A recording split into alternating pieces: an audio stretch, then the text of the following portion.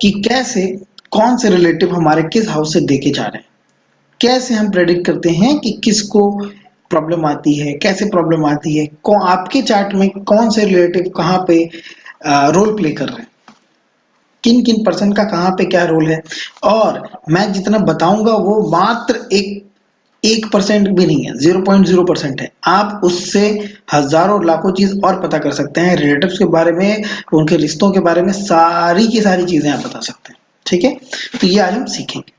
First से जो मैं बता रहा हूँ सिर्फ वो देखिए, तब आप चीजों को समझ पाएंगे, बजल मत कीजिएगा। जितना आप इजीली इसको समझेंगे उतना आपको अच्छे से समझ आएगा। आगे आप ये समझ पाएंगे कि क्यों किसको प्रॉब्लम आती है, घर में कैसे आती है, और किस रिलेटिव को प्रॉब्लम आती है, और आपके चार्ट से इसको कैसे देखा जा सकता है। ये आप हैं, आपसे ठीक 7वां घर आपके स्पाउस का है।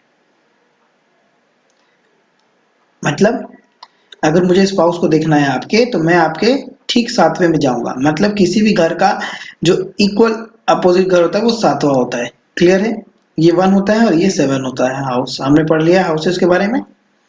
वैसे ही समझने की कोशिश कीजिएगा।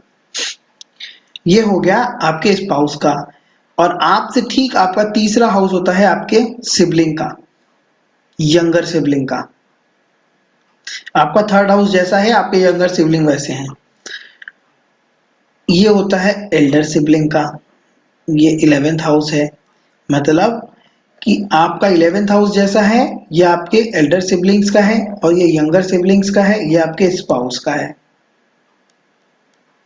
ठीक है, ये आप हो, ये एल्डर सिबलिंग, ये यंगर सिबलिंग, और ये आपके स्पाउस।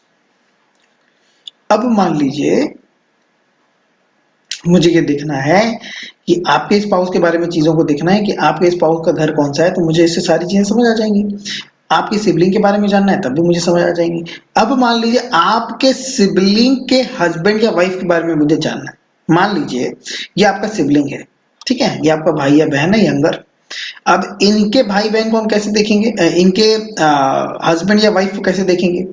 जैसे आपके फर्स्ट हाउस से 7th हाउस में आपका स्पाउस था, तो आपके यंगर सिबलिंग का ये फर्स्ट हाउस मान लेते हैं, और यहां से 7वें में इनका हस्बैंड या वाइफ हो सकते हैं। ठीक है, तो यहां से जब आप 7 क्लिक सर्च करेंगे, 1 2 3 4 5 6 7, तो आपको यहाँ क्या मिला, यंगर सिबलिंग के स्पाउस। इसमें आपको कैलकुलेशन आनी चाहिए हाउसेस की। जैसे आपके फर्स्ट हाउस से 7th हाउस में आपके स्पाउस है, तो आपके सिबलिंग के स्पाउस कहां से मिले, थर्ड हाउस से 7th हाउस में मिले। थर्ड से 7th कौन हो गया, थर्ड से 7 कौन हो गया, 9th हाउस। आपका आपका 9th हाउस क्या बता सक रहा है, आपके सिबलिंग के स्पाउस के बारे में बता। इसी तरह हम देखते हैं और रिश्तों को। ये जो 4th हाउस होता है, ये आपकी मदर का हाउस होता है। अब यहाँ पे कॉम्प्लिकेशंस होते हैं कि आपकी मदर 4th हाउस में है, लेकिन 4th से जब हम 6th में जाते हैं, 1 2 3 4 5 6, तब आपके फादर के बारे में देखा जाता है।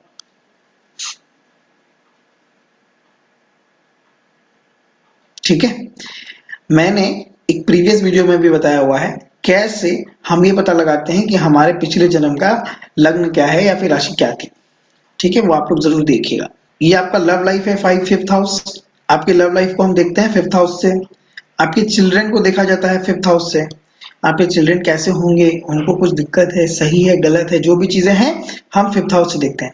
आपकी आंटी और आपका फूफा, आपकी आंटी आंट और फूफा जी भी 5th हाउस से देखे जाते हैं, और ग्रैंड पा भी 5th हाउस से देखे जाते हैं। ये आपके रिलेशन हो गए, आंट का, फूफा का, ग्रैंड पा का। 8th हाउस जो है ये आपका इन लॉ फैमिली है।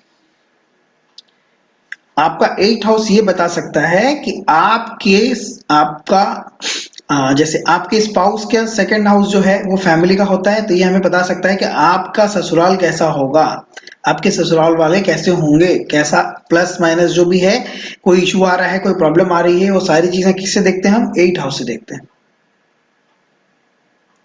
ठीक है,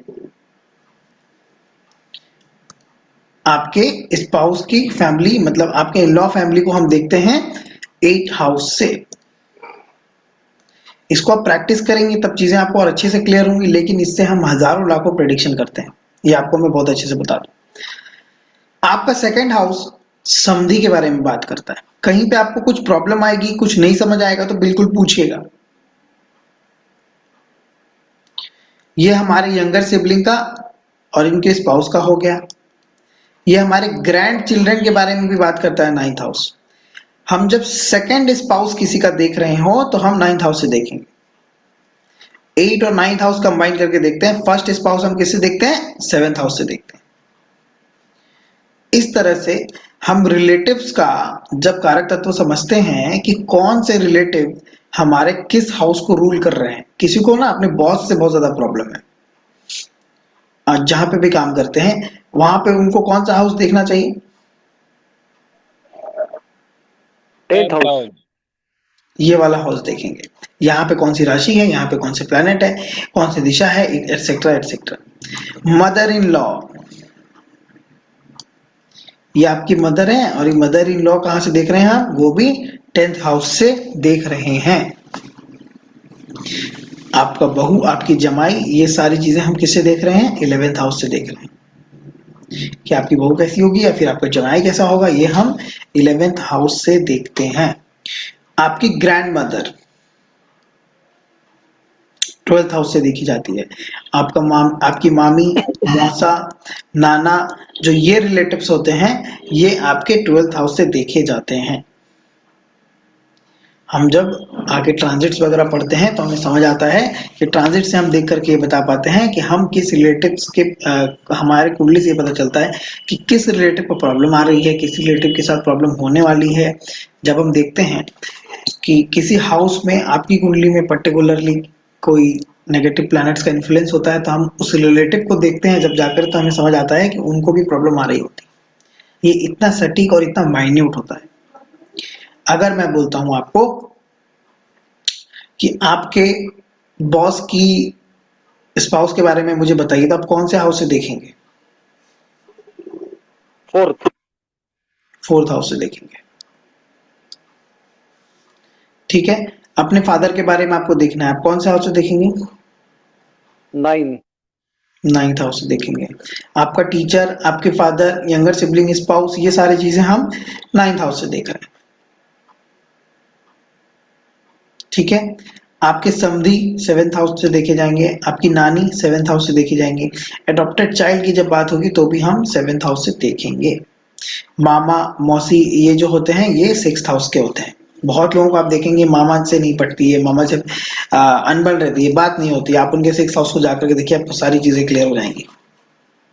वहां पे कैसे प्लैनेट्स बैठे हैं, कैसे इन्फ्लुएंसिंग प्लैनेट्स बैठे हैं। कितने भी लोग हैं उनको इन्हीं रिलेशन में कहीं पे भी प्रॉब्लम है, किसी भी पर्टिकुलर रिलेशन से, आप उनके उस जगह पर देखिए, उस घर को देखिए, उस हाउस को देखिए, आपको सारी चीजें क्लियर हो जाएंगी। और इसी फॉर्मूला से हम आगे भी बढ़ेंगे।